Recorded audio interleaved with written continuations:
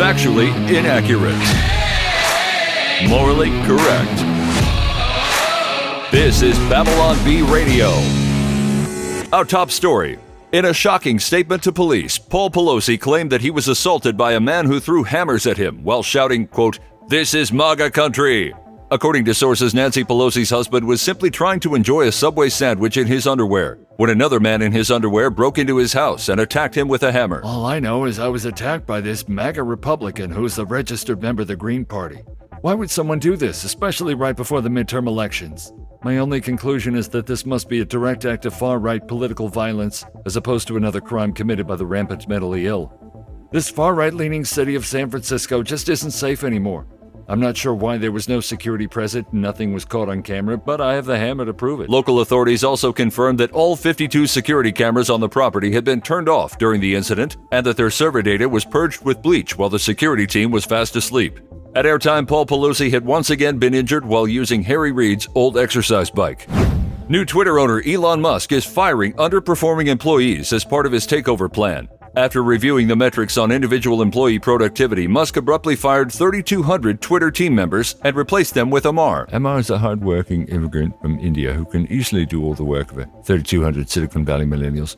Once we filtered out all the breaks from meditation, one on tap, matcha sipping, shuffleboard, and cornhole, we discovered that these employees could all be replaced with Amar, who will outperform all 3,200 of these employees by at least 9%. Twitter's remaining employees are on edge, wondering about the future of their jobs, and none more so than Shay L. Porter, a content moderation specialist who's been working for Twitter full-time for 4 hours per week since 2019. According to sources within the company, Porter is the one who made the decision to lock the Babylon Bee out of its account after the satirical news site gave Rachel Levine its coveted Man of the Year award. Like, did I change Western civilization forever just because I was a little grumpy that day? According to Porter, he had a heavy workload back in March when he decided to lock the Bee out of its account and was just a little on edge, resulting in the decision that may have shifted the tides of the war over free speech and big tech censorship forever. It was a pretty rough day for me. I was putting in extra hours to get a project done, so I'd work like 8 hours the week before.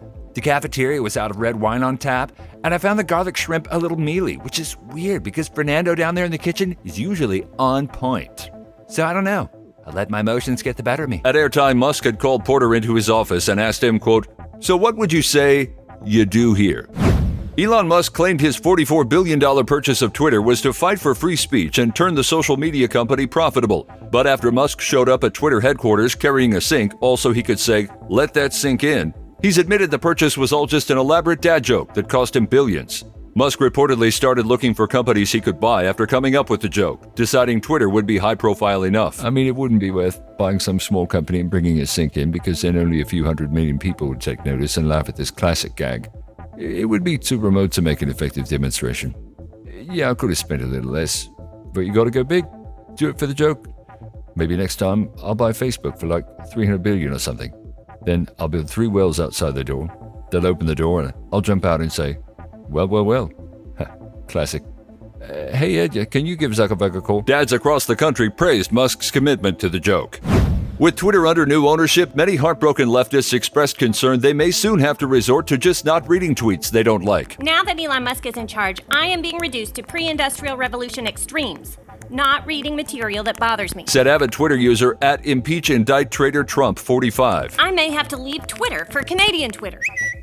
Is Canadian Twitter a thing? Advanced research from MIT has identified the "you don't have to read it then" method as far back as pre-literate cultures, where town criers could be ignored with wax stuffed into ears. The research identifies the invention of Gutenberg's printing press in the 1440s as a turning point for ease of disregarding, where tractates circulating adverse opinions could be ignored without the use of ear suppression or other materials. At airtime, a great cry went out from the angry liberal Twitterverse as previously banned accounts were freed and began to publish tweets that the angry liberals did not want to see. According to sources, Senate candidate John Fetterman was eating a quiet breakfast this morning when he suddenly blurted out the rest of the answer to question 3 of the debate from last week. I support fracking. Yes, I support it. I believe it's a clean form of energy to use, vital to our energy independence.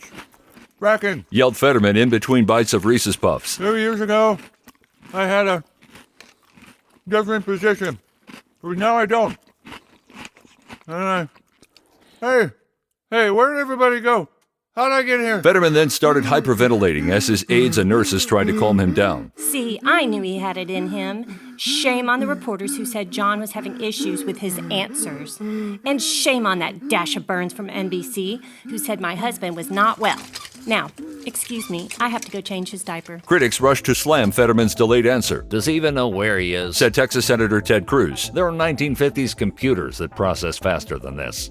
What's he going to answer next? The riddle of the Sphinx? A Democratic senator who wishes to remain anonymous pushed back on Cruz's statement, It is ableist to criticize someone who's had a stroke. said AOC. It is also sexist since Fetterman is married to a woman, and racist because the woman is Brazilian, and particularly rude because the woman is hot. Locals in Pennsylvania are being urged to put aside their ableist and bigoted tendencies and vote for Fetterman regardless of whether he's capable of doing the job.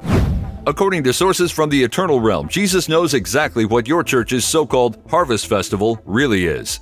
Having forsaken the tradition of celebrating the faithfully departed on All Saints' Day, the modern American church has long puzzled over what to do with Halloween. For years, the church warned against wearing a superhero costume and acquiring candy, what with all the demonic implications. Said Reverend Dean Laramie. After decades of being called totally lame, we decided to start hosting Halloween parties ourselves, but cleverly renaming them Harvest Festivals so everyone will know they're Christian. And that is Evangelism 101. Still, parishioners like Carmen Garcia couldn't shake the sneaking suspicion that God was wise to their game. I'm just not sure what's being harvested, other than vast quantities of candy. This is Halloween any way you slice it. Honestly, I don't know what the hang-up is about kids seeing a few ghosts.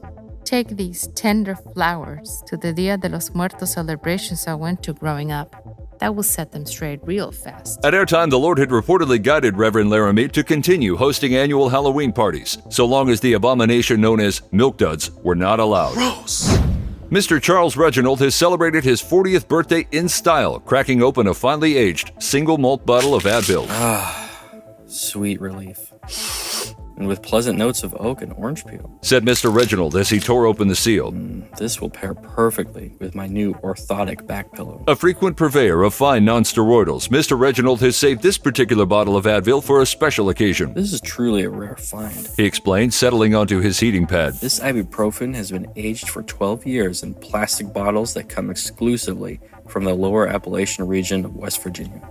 You can really taste the terrain. After years of celebrating birthdays with golf outings and dinners, Mrs. Reginald said her husband has opted for a different theme this year. He has to start the day with breakfast in bed because he literally couldn't move.